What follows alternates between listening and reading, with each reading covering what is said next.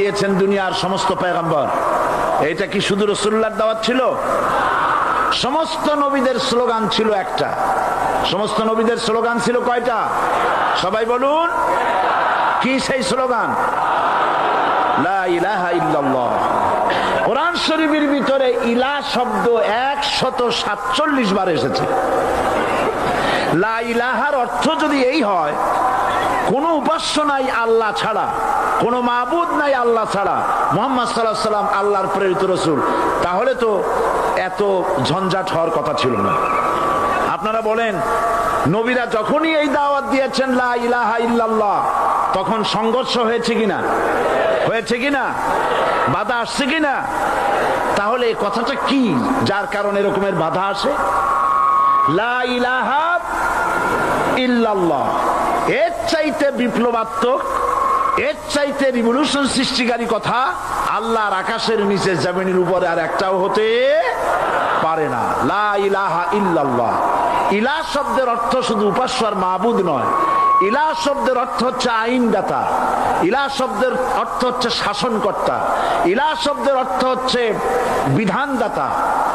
তো লা ইলাহা যখন একটি লোক ঘোষণা করে, তার অর্থ দাঁড়ায় কোনো আইনদাতা নাই, বিধানদাতা নাই, শাসনকর্তা নাই, কারো আইন মানি না, বিধান মানি না, শাসন মানি না, আল্লাহ ছাড়া। কে ছাড়া?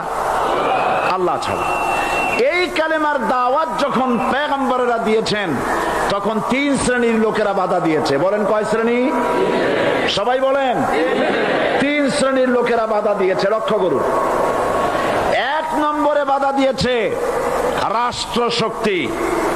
1 নম্বরে বাধা দিল কারা? 2 নম্বরে বাধা দিয়েছে ধনাঢ্য ব্যক্তিবর্গ। 3 নম্বরে বাধা দিয়েছে যারা কায়েমি স্বার্থবাদী ধর্মীয় শক্তি। এই 3টি শ্রেণী সমস্ত নবীদেরকে বাধা দিয়েছে। সেই বাধা অতীতে যারা দিত, এখন আর দেয় না নাকি? এখনো দেয়? দেখুন, এই কালেমার দাওয়াত হযরতে মূসা আলাইহিস সালামকে যেদিন আল্লাহ পাক প্রথম ওহী দিলেন, এই দাওয়াত শুধু রাসূল দেন নাই, আল্লাহ পাক বলছেন প্রত্যেক নবী তার জাতিকে এই দাওয়াত দিয়েছেন। কি? আল্লাহ রাব্বুল আলামিন বলেন, সকল নবী তার কওমকেই বলে দাওয়াত দিয়েছেন, ইয়া কওমি ইবুদুল্লাহা মা লাকুম মিন ইলাহিন গায়রু। হে সম্প্রদায়, আল্লাহ ছাড়া কোন ইলাহ নাই, তার ইবাদত করো, তারই দাসত্ব করো, তার গোলামি করো। আল্লাহ পাক মূসা আলাইহিস সালামকে যখন নবুয়ত দিলেন, প্রথম যে ওহী এলো, প্রথম ওহীটাই ছিল ইন্নানি আনাল্লাহ লা ইলাহা ইল্লা আনা ফা'বুদনি ওয়া আকিমিস সালাতা লিযিকরি। নিশ্চয়ই আমি আল্লাহ, আমি ছাড়া কোন ইলাহ নাই, আইনদাতা নাই, বিধানদাতা নাই, সুতরাং আমার দাসত্ব করো এবং আমার শরণার্থে নামাজকে প্রতিষ্ঠা করো। মূসা আলাইহিস সালামকে আল্লাহ পাক ওহী দিয়ে তাকে পাঠালেন। কোথায় পাঠালেন? আল্লাহ পাক বলেন, ইযহাব ইলা ফিরআউনা ইন্নাহু তাগা। গোটা কওম নাফরমান, আল্লাহর আইন কেউ মানছে না। গোটা কওমের কাছে না পাঠাইয়া আল্লাহ পাক সর্বপ্রথম মূসা আলাইহিস সালামকে দাওয়াত নিয়ে কার কাছে পাঠালেন? ফেরাউনের কাছে। কারণ ফেরাউন হচ্ছে রাষ্ট্রশাসক। ফেরাউন কি? রাষ্ট্রশাসক। নিচের পানি পাহাড়ের উপরে যায় না, উপরের পানি না নিচের থেকে উপরে যায়? উপরে পানি নিচে আসে। সুতরাং দেশ যারা চালায়, এই লোকগুলি যদি ভালো হয়, গোটা দেশ ভালো হয়। আর সমস্ত মানুষটা যদি, রাষ্ট্র যিনি পরিচালনা করেন, এই লোকগুলি যদি খারাপ হয়, গোটা দেশ খারাপ হতে বাধ্য।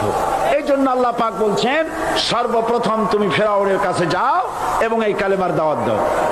হযরতে মূসা আলাইহিস সালাম ফেরাউনের কাছে গেলেন আর দাওয়াত দিলেন, ফেরাউন পড়ে নাও, লা ইলাহা ইল্লাল্লাহ।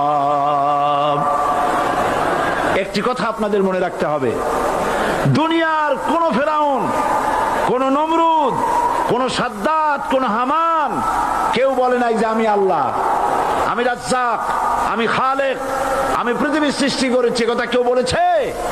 কেউ বলে নাই। কি বলেছে তারা? ফেরাউন বলেছে মা আলিমতু লাকুম মিন ইলাহিন গায়রি, আমি তো জানি না আমি ছাড়া আরো কোন ইলাহ আছে, এ কথা আমার জানা নাই, সুতরাং আমি হচ্ছি ইলাহ আর তুমি বলছো লা ইলাহা। তার মানে হচ্ছে ওই সময় পয়গম্বরেরা, আল্লাহর নবীর সাহাবীরা তারা জানতেন যে আমরা কিসের দাওয়াত দেই, আর যারা শুনতো তারাও বুঝতো কিসের দাওয়াত শুনতেছি। আজ আমার দেশে একই কালেমার দাওয়াত দেওয়া হয়, কিন্তু মানুষেরা বুঝতে পারে না কি শুনতেছি। ভাষা জানার ব্যাপারে, বোঝার ব্যাপারে হলো আসল বিষয়। এটা বুঝাতে গিয়ে আমি মাঝে মধ্যে একটা দৃষ্টান্ত দেই এভাবে।